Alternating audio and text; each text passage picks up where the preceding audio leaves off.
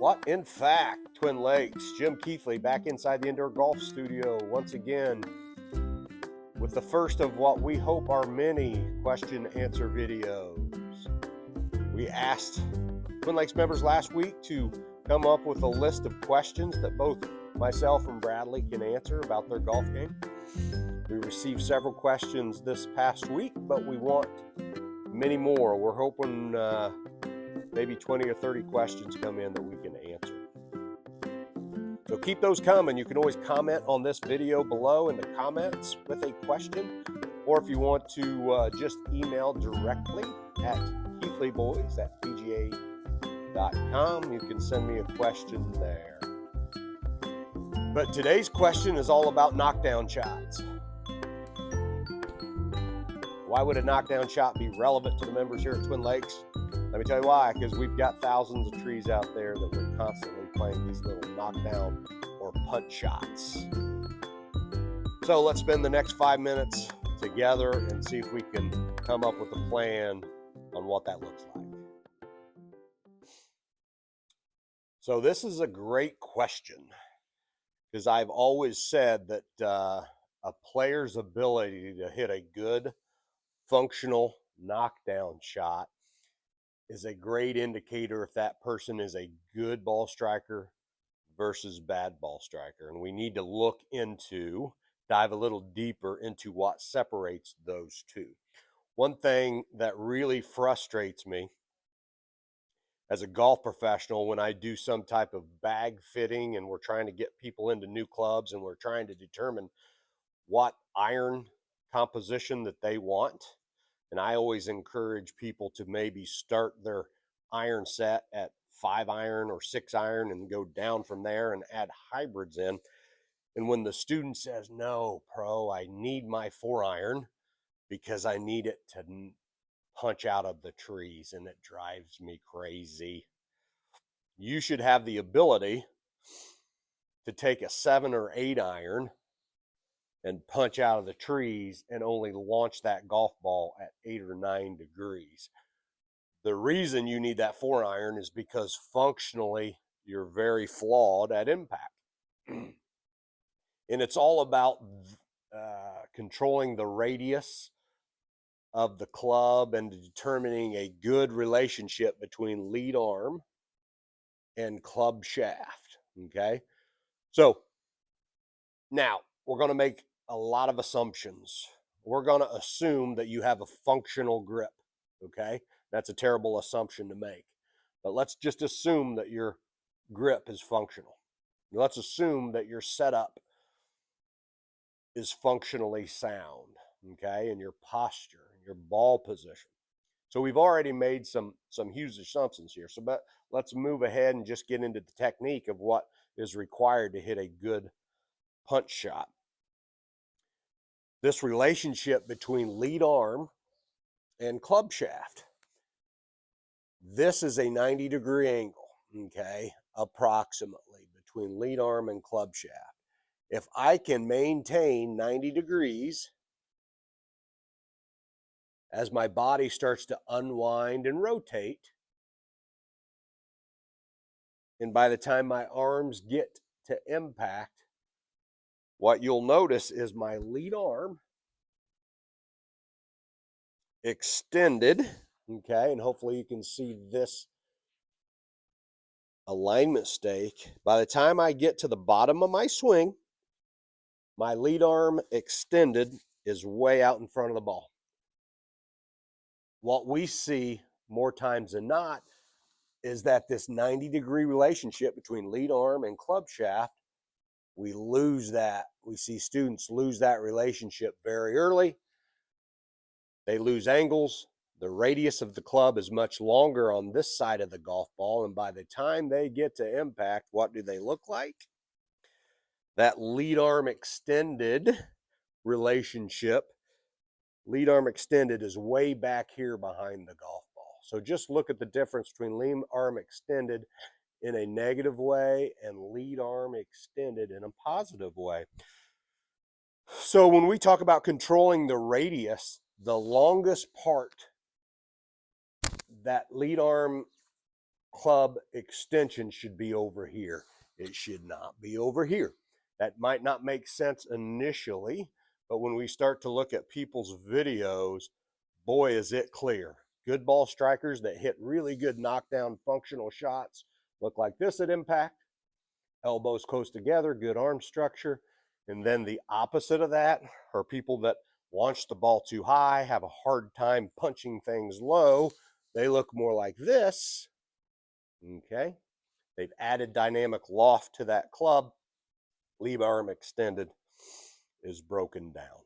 So now let's talk about what needs to happen if we were to divide the body in half. We've talked about everything that needs to happen on this side of the body. That's the takeaway and the downswing initiated component.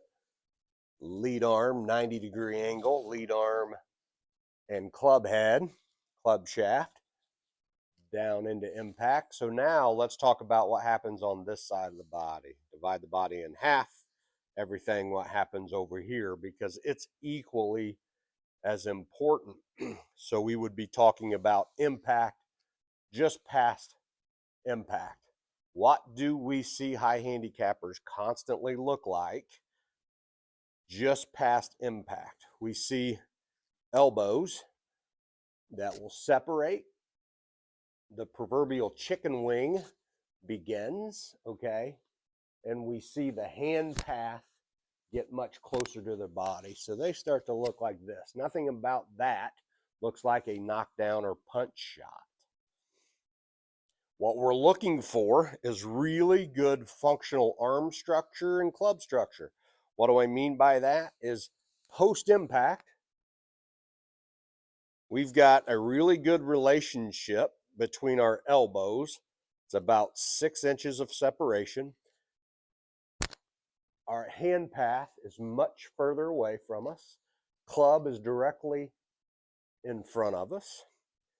So let's compare what this looks like compared to what that looks like. We could see a big difference. And this is what we see the ladies and men on TV look like, playing for millions of dollars. So we have to have good arm structure, good club structure post-impact in order to hit a functional knockdown shot.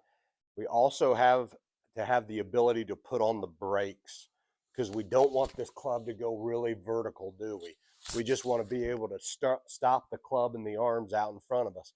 And this is one of the most overlooked part of golf, the ability to stop our motion functionally.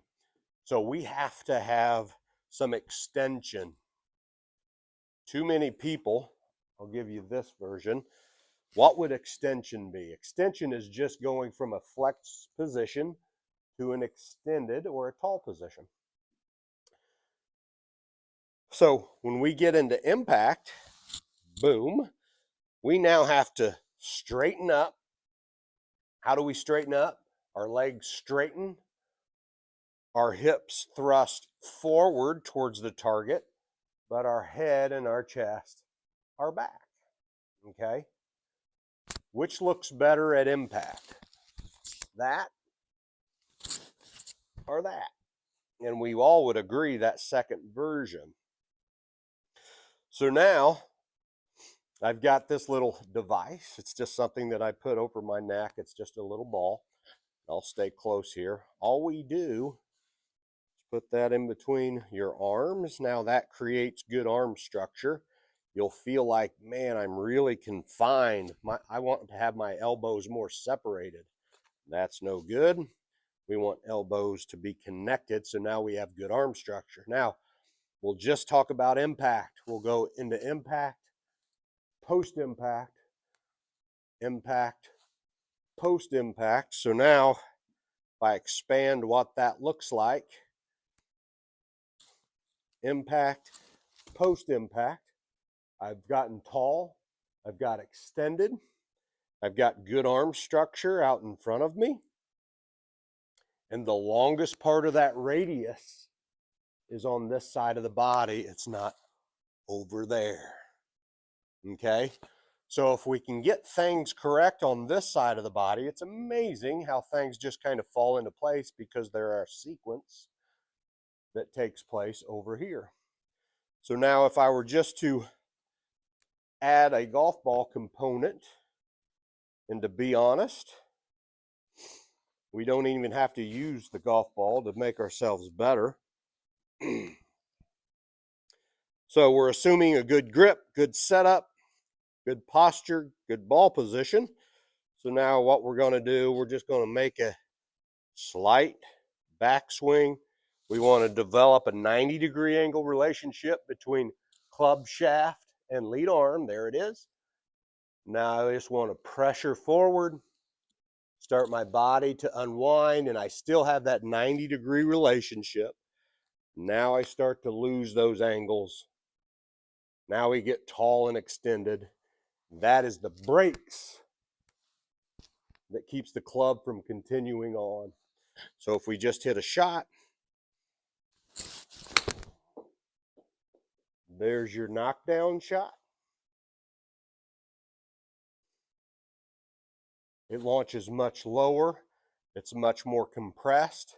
And what we hear time and time and time again when we have people go out and play in a way that they're only hitting knockdown shots, they're amazed how much more functional it feels and sounds and how far it goes. Because for the first time ever, they're compressing a golf ball. So just to put a bow on things and wrap things up, this is an absolute, in my opinion, a non-negotiable. That driving range should be full of people just practicing functional knockdown shots, because without question, if you have the ability to hit a functional knockdown shot, it will absolutely equate into full shots, because there is not a difference. I'm going to hit 2 shots here. There's my 9-iron knockdown shot. It traveled 121 yards. Now I'm going to hit a second shot. Okay, and that was more of a full shot. It traveled 124 yards compared to 121. And what was the difference between the first one and the second one? It was just everything right here. And all that is just killing momentum, bending the arms into a completed swing. But the essence of every golf shot that we hit is from here to here to here.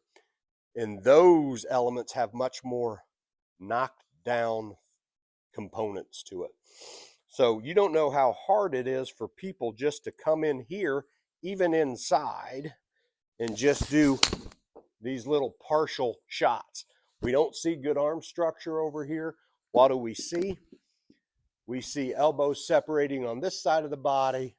We lose the radius over here. Elbows separate, chicken wing, and they're not tall and extended. So it looks kind of like this compared to like that. So knockdown components are basic, fundamental, they're essentials into creating a full quality golf swing. So even if 50% of this makes sense to you, you're way ahead of the game probably, but there are things that you can do at home. Starting to warm up, but it's still, we're a ways from being outside. So there are things you can do at home. Just get yourself a 9-iron and have a lot of arm structure. Notice in a mirror a 90-degree relationship between lead arm and club shaft. Try to maintain that as the body unwinds. And then we start to lengthen and extend. And when we do that, beautiful arm structure will occur. You'll become more efficient. You'll hit the ball what? Lower, always. Knockdown shot, but that will even be your full shots. And you'll have the ability to slow the club down properly. So keep the questions coming. Hope this makes sense. If you need a little bit more information about this, reach out to myself or Bradley. Let's get you in here the next month, talk about some of these things.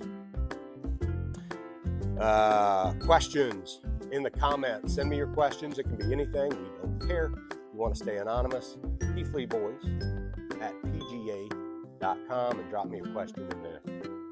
Thanks for listening. See you next time.